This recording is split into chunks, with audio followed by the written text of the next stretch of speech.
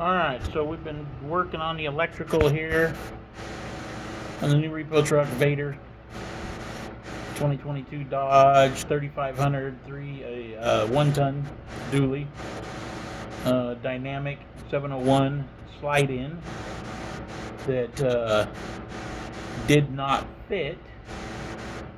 Dynamic did not exactly have a fix for that. So in one of our other videos it shows the subframe that we built. We'll be adding some other pictures and whatnot. So we built a complete subframe that goes all the way from the back of the truck clear to the back of the cab, reinforces the frame, all the problems that everybody's concerned with the frame breaking and whatnot. We got 8-foot 2x3 thick-walled tubing running all the way down with one piece of 1.25" square stock all the way through and threaded for the dynamic to bolt down, and another one underneath it, both of them plug welded in, cross braces 3 different ways, bolted all the way down to the factory mounts for like the fifth wheel and whatnot, and the factory bed mounts in the front. There's 1/2-inch plate added to the rear on each side to make sure it can't flex or come apart from the frame. There is also going to be a 1/2-inch plate in the front on each side just to verify that that frame, where everybody's worried about, cannot flex. So we get the unit bolted in, and then we had to cut the bed up because we didn't have time to wait on getting a custom bed built. So we cut the factory bed up, made it fit around the dynamic, bolted back into the factory bed mounts in the front, reinforced those holes, came down the side, put some wings on our subframe, bolted it down. Kind of ugly in that spot, but can't really see it or nothing. We'll live with it. And then in the back, we are building a bumper underneath the wheel lift, down bar, and across the tailgate area to reinforce that area, so if anybody gets froggy and tries to drive off and hits the truck, they're going to run into a piece of plate steel versus running into the plastic bumper.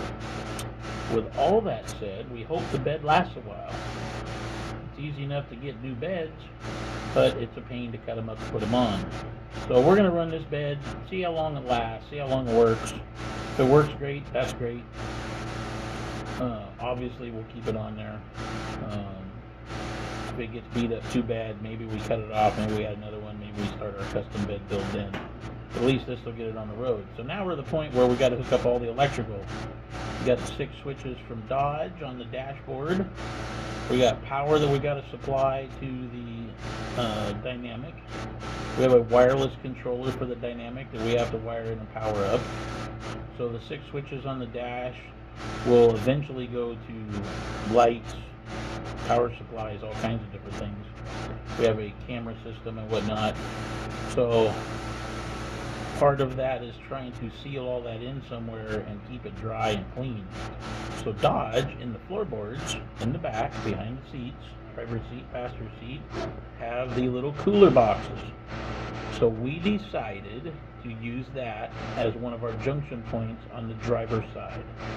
For the driver's side cooler box, we took the insert out and used that to mount our 6 relays to power up 6 different items, and also the power coming in for the inverter and camera boxes, all that stuff. So that's what we're going to show here. So here is the Dodge slide-in. We've got it unbolted. Right here is where it usually bolts in. I've got it unbolted there. Inside here, we build all of our own harnesses 99% of the time. This one we cheated a little bit on. This is the power supply inverter wires. Obviously not hooked up because no power supply yet. These are going out from the relays 1 through 6, going out from the relays after you turn the switch on. This is going back out to power up whatever it is you're going to have powered up, 1 through 6. These we got coming in to turn the relays on, we use all Deutsch connectors usually. So these come in from the cab. These are actually from the switches turning the relays on. We made everything so we can unclip it and take this whole center section out and work on it if we need to. And then this other hardwired set here, this also unplugs clear down deep in the box. It does unplug, and we can unplug that. That is what powers up the relays and the ground wire. And then we have an extra ground stud right there. Let's see if we can get in there. Yeah, there it is, extra ground stud there. So you can see that this set of wiring clear down in the bottom down there actually does unplug.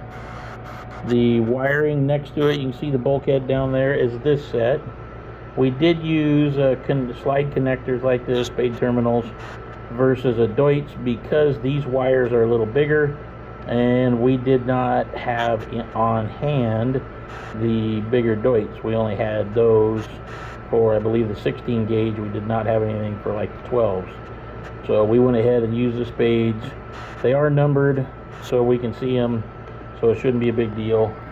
Down at the bottom there you can see the bulkhead connector, and you can see the other plug, which actually is unplugged right now because I just tried to slide it apart.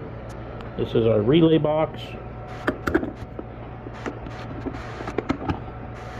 I did cheat on this. We usually build these ourselves, but Amazon had a really nice set, so we figured we would try it. So 6 relays, 6 fuses, all contained into a really nice box. Already had the wiring coming out of it. We just had to hook it up. So there's that. So now, if this ever has to be worked on, when this is bolted into the box or into the floor, the top slides out. I can pull it all the way out if I needed to, but I'm not going to because I don't want to unplug everything.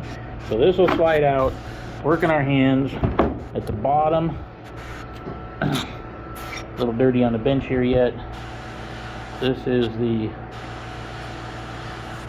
I did put silicone around that because it does have a hole there, but it is O-ring sealed. That one and that one, O-ring sealed at the bottom of the plastic. But I did silicone it just for backup. These are also silicone O-ring sealed on both sides, so I did not silicone those. This wiring harness is what goes out, 10-foot harness that goes out, hooks onto the upfitter plugs in the firewall. And this one here is going to go to a junction box, and that will be everything that the switches turn on. And this one goes to the switches. So I keep getting asked how we're going to do the electrical. There's how we're going to do it. And then there'll be another junction box at the back of the truck where the dynamic unit is. The truck happens to be here. Oops, too far. So there it is. The bed is all done, bolted on. The unit is all done and bolted in. We threw the dollies in it last night, but they're not in right. Somebody put them in wrong. And you can see, if we zoom way in, you can see that hydraulic hose right there. That's where all the electronic controls are for the hand valves, or for the hydraulic valves. And we have another box that goes on top of that one that will house the controls for the remote unit from Lodar. Have a Lodar in each one of our trucks. Lodar takes good care of us. We like them. Use them on everything. So it'll all be there, weather tight and good. And I guess when we get it working, we'll come back and show that. So, all right, till next time.